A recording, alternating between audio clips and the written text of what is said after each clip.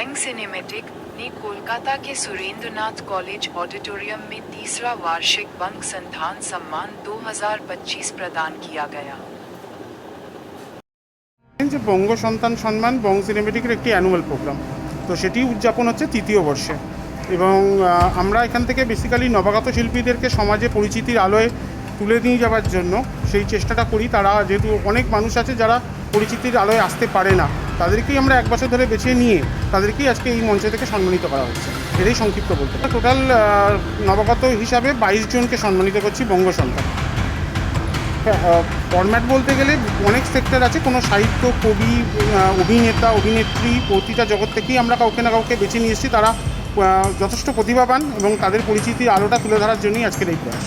এই সংস্থার যে বঙ্গ সন্তান যে কমিটি আছে তার সম্পাদক করা হয়েছে।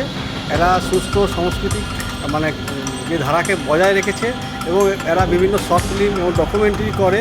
সম্প্রতি আমাদের 3রা মার্চ মঙ্গলকোটে কুমোর সাহিত্য মেলা হয়, সেখানে এরা এই কুমোর সাহিত্য মেলার ওপর একটা ডকুমেন্টারি করেছিল।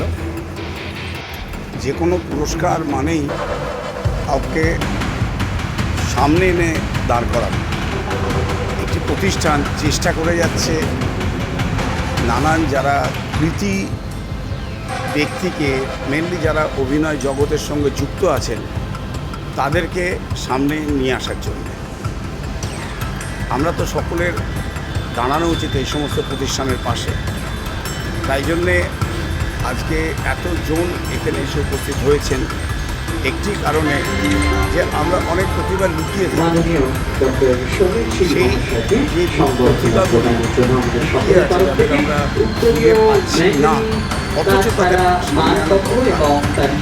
সেই যে প্রতিভাগুলির বিকাশ করার জন্য এই প্রতিষ্ঠানগুলি যদি এগিয়ে আসে তাহলে নিশ্চয়ই আমরা যারা বাঙালি আমরা অনেক নতুন জনকে সামনে পাবো এবং তাদের মাধ্যমে আমরা আজকে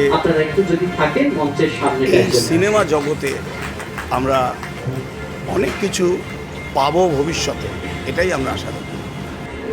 আমার এখানে কোনো ক্যারেক্টার নেই, তো অ্যাজ এখানে আমি দাদার বিয়ে দিয়ে এসেছি বংশীমেটিক বঙ্গ সম্মানে 2025-এ। তো অন্তহীন যেটুকু আমি ট্রেলারটা দেখেছি, দেখে যেটুকু মনে হলো যে খুব একটা হরার প্রথমে মনে হয়েছিল, তারপরে ভাবলাম যে না এটা কি হরার হবে, কিন্তু তার জন্য আমাকে দেখতে হবে। তো সবাইকেই বলবো, অনুরোধ করবো অন্তহীন সিনেমাটা দেখার জন্য। তো অন্তহীন হচ্ছে একটা নারী সত্তাকে তুলে ধরা।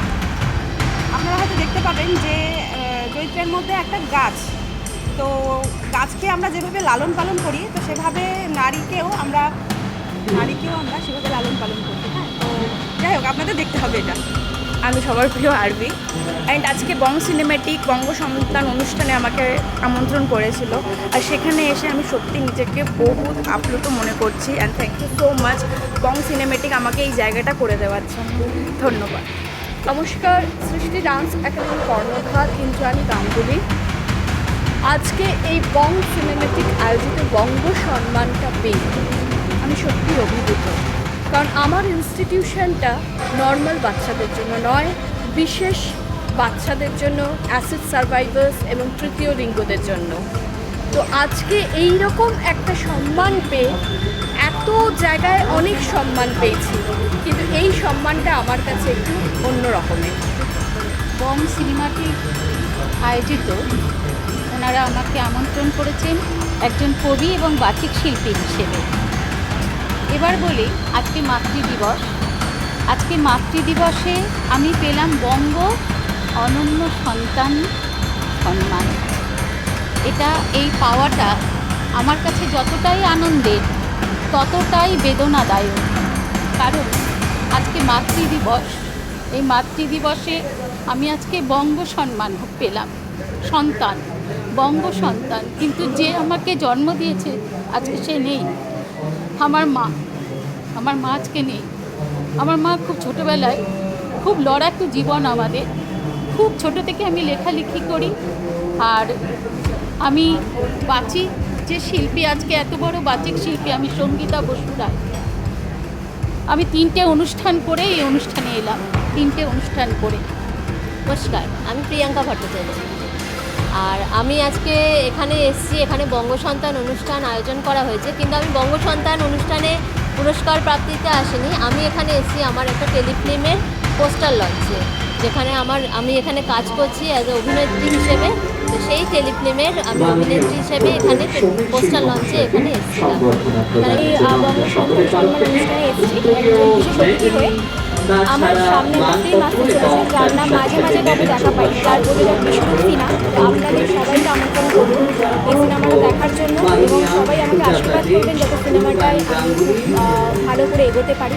ঠিক আছে, আরও জীবনের পথটা যেন আমার চলা খুব সহজ হয়ে যায়। আর এই স্টেজে এসে, এই বিশেষ অনুষ্ঠানে এসে আজকে আমার ভীষণ ভালো লাগবে, কারণ এখানে এতগুলি মানুষজন আজকে এসছে, তাদের সান্নিধ্যে আসতে পেরে আমার ভীষণ ভালো লাগে। ধন্যবাদ সবাইকে, সবাই খুব ভালো থাকবেন।